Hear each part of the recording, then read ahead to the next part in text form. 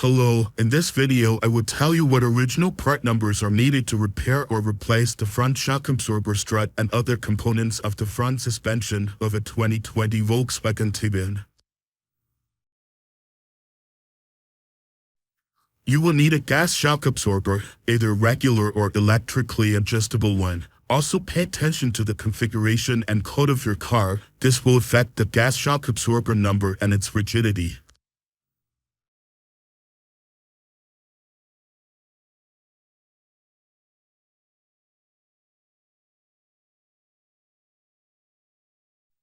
You will also need a close spring and some other elements that I will show you now.